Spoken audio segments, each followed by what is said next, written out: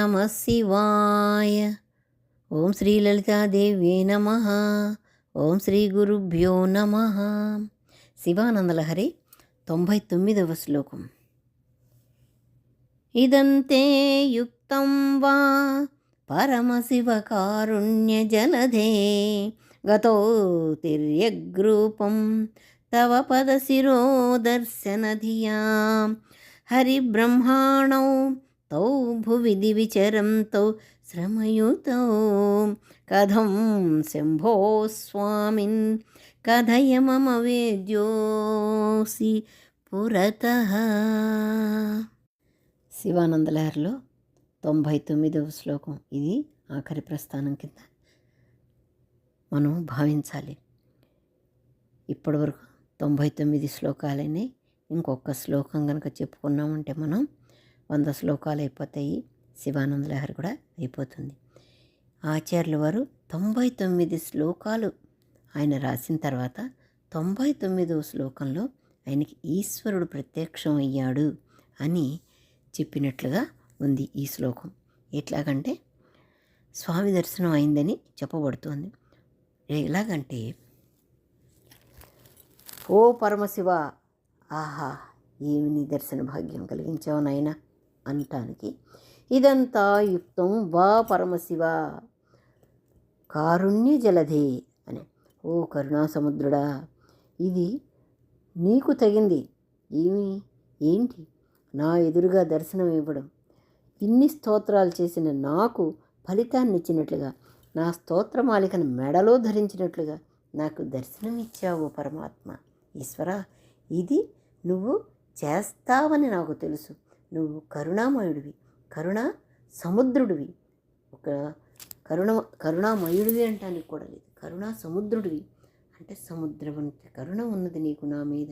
నేను ఇన్ని శ్లోకాలు రాసినా నువ్వు కనిపించని వాడివి. బ్రహ్మ, విష్ణు వీళ్ళకే కనిపించని వాడివి, నాకేం కనిపిస్తావు అనుకున్నాను. ఆహా ఏమి నా భాగ్యం, నువ్వు నాకు కనపడ్డావు తండ్రి. గతో తిర్యగ్రూపం తవ పదరి శిరోదర్శనదియా.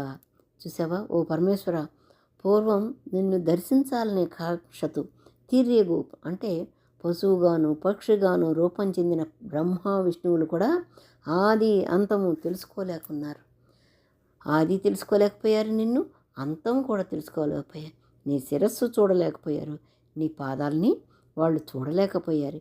హరి బ్రహ్మణంతో భువి దివి చరంతో శ్రమయుతో అంటే హరి విష్ణు బ్రహ్మ సృష్టికర్త వాళ్ళిద్దరూ కూడా నిన్ను దర్శించలేకపోయారు.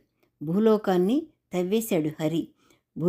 భూలోకం అంతా తవ్వేసినా కూడా ఆయన పాతాళలోకం దాకా వెళ్ళిపోయినా కూడా ఆయన పాదాలు కనపడలేదు హరికి.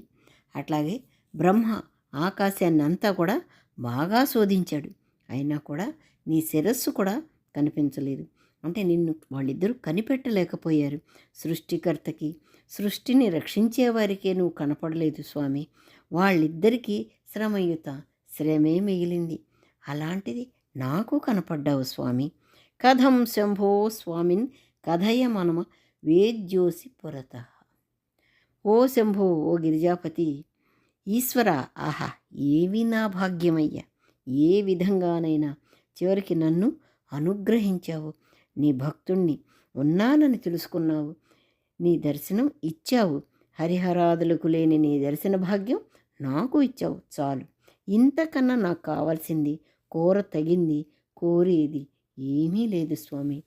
ఓం నమః శివాయ అంటూ నేను నా జీవితకాలం అంతా కూడా సదాశివుణ్ణి నమ్ముతున్నాను స్వామి అని చెప్పి గురువుగారు ఈ శ్లోకంలో చాలా బాగా చెప్పారు.